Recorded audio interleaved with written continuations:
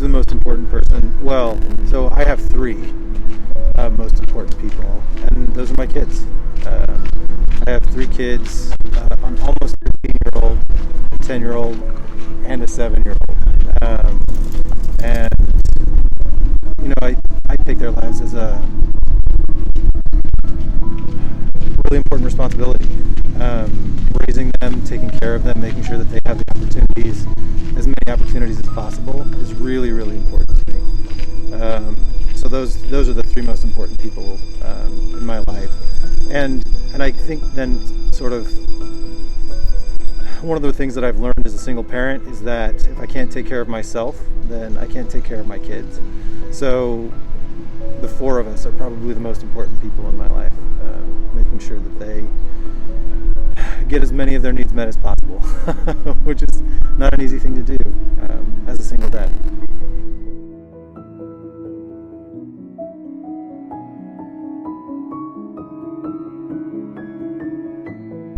Oh, well, that's easy, losing one of my kids.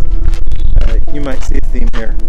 But yeah, it's an absolutely terrifying reality to think about having to go on without one of them, not being able to see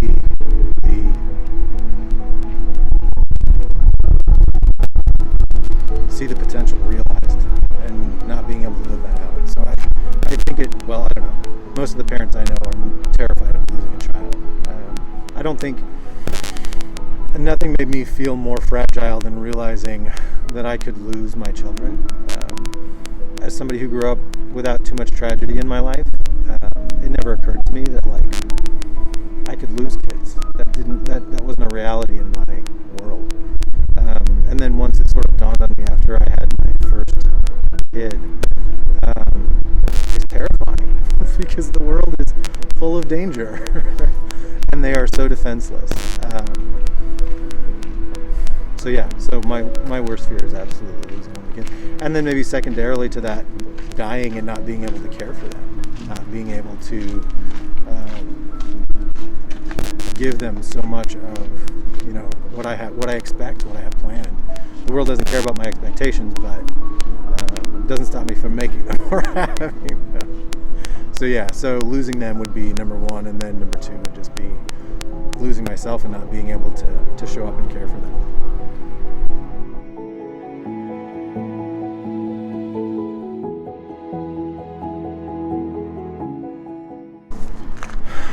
What's my secret?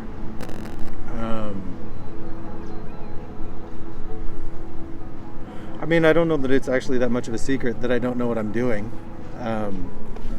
But I think that it's easy to forget that sometimes, that I don't know what I'm doing. This part of my life has presented challenges that my parents never faced, that we never faced as a family growing up, and that I wasn't a part of other people's processes in dealing with those sorts of things. So I think my secret is that I don't know what I'm doing, and it's kind of a surprise for me. And maybe it's a surprise for everybody who grows up and realizes that nobody really knows what they're doing. They're just doing the best that they can at any given time. But that I don't really I'm winging it. I'm figuring it out every day as an experiment. And sometimes the things that worked yesterday don't work today, and the things that didn't work yesterday do work today. And just trying to figure out what's going to stick on any given day can be a real challenge. So.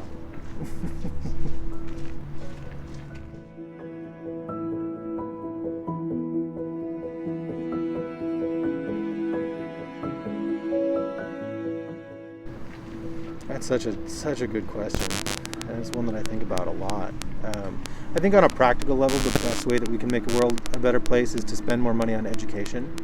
Certainly in the United States, we need to fully fund education preschool to college. That is fundamentally a way to make the world a better place. Once children and families have access to schools, it's not just education that is taken care of. It can be nutrition. Schools become these community touch points that positively impact families and communities. So, like in a very practical way, funding education is, I think, the dollar for dollar, the best investment long term that any community can make, whether it's the city of Olympia, the state of Washington, or the United States. So that funding education, funding healthcare would be two very practical ways. On personal levels, how can we make the world a better place as individuals is a really tough question. Understanding our impact practically is hard to do.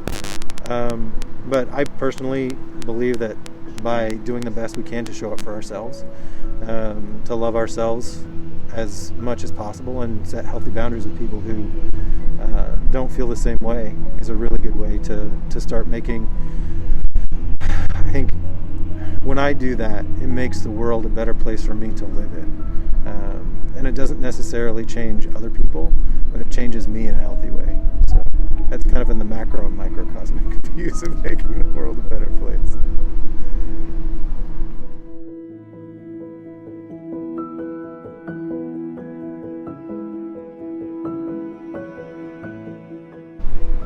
Yeah.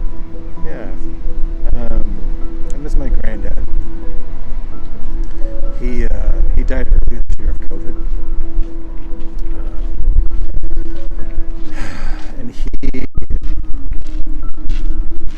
he was just such an easygoing presence. Just a really good person. A really good human being who didn't bear any malice for anybody else. And it's tough to let go of him, but he's also in a better place. Because he was really lonely after my grandma died. So I miss him. But I know that he is in a better place wherever he is. He's not nearly as bored as he was in his last year. So I miss him. I miss him a lot. I miss being able to call him and ask for advice.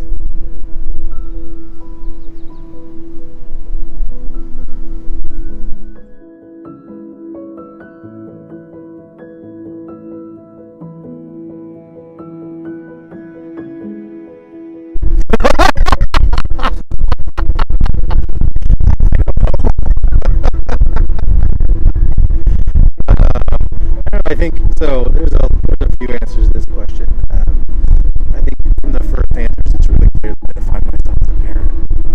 First and foremost, as a caretaker and steward for the lives that I created. So I guess if I probably define myself by my responsibilities. That's probably how I define myself. If I'm not thinking about an actual external definition. And so my biggest responsibility is to myself and to my kids, and so I define myself as a parent in that way. But beyond that, I don't really like defining myself, which is problematic in a lot of ways because it never feels like I belong to anything, because I refuse to allow myself to define myself as a musician or as a designer or a developer. I would much rather say I play guitar or I build web pages. And I think too, the process for me in my life in the last 4 or 5 years has been to break down a lot of the ways that I previously defined myself. There were dysfunctional and led to just unhealthy outcomes.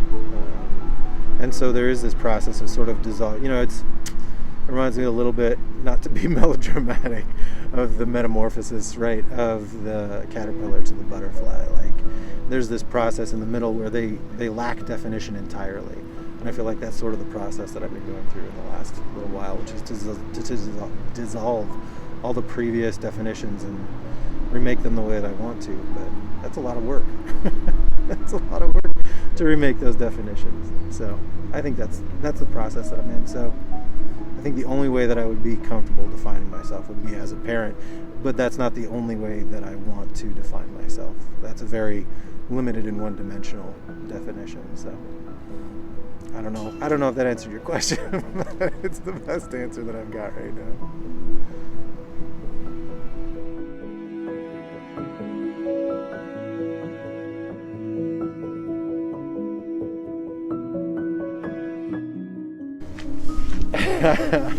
What's the weirdest story? I think this is the weirdest story that I have. And it actually happened in Olympia. It actually happened at Hannah's, which is like 2 blocks from here. I was at Hannah's, I think, for karaoke with my then wife and a friend of hers. And I went up to the bar and I was ordering drinks, and I'd had 2 of my drinks on the bar and was waiting on another one. And this guy next to me, he like jokingly reaches out and like, grabs at my pint or whatever. And I was like, "Oh, you do that again and I'll chop your hand off." And he gives me this dumbfounded look. And I'm like, what did I say something weird? And he there's a guy sitting next to him at the bar, and he nudges him and he goes like, I don't remember his name, but it was like Alexi or something. He's like, Alexi, show him. And Alexi, I swear to God, he pulls his right hand up, and his hand was missing. He did not have a hand. And he goes, "Alexi, tell him how you lost it." And the guy goes, "I was in San Francisco at a bar, and I reached in and grabbed a pint, and this guy chopped my hand off." And I was like, "What? No. What? Okay, I'm really sorry. That wasn't a funny joke. I'm sorry about your hand." And then my other pint was there, so I grabbed all 3 of them. And I went back to my table, and I was like, "You're not going to believe what just happened to me." And they didn't. But then the guy from the bar waved and showed him his missing hand. And they were like, "No way!" It was a really bizarre moment. It was a very bizarre moment to have made a very unconventional joke from me to a guy at a bar, and then find out that it had happened to the guy that was sitting next to him. It was a very surreal moment.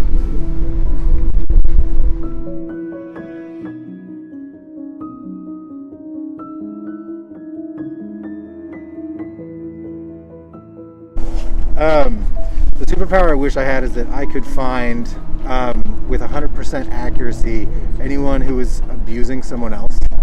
I wish that I had the superpower to literally find every child abuser on the planet. I don't know if that would be like too overwhelming to just all of a sudden just see child abusers everywhere and not be able to do anything about it. But I guess that then the superpower I wish I had is to find justice for every child abuser everywhere. I don't know how that would work. I don't know the logistics of that. But as long as we're dreaming, that is absolutely the power that I wish that I had.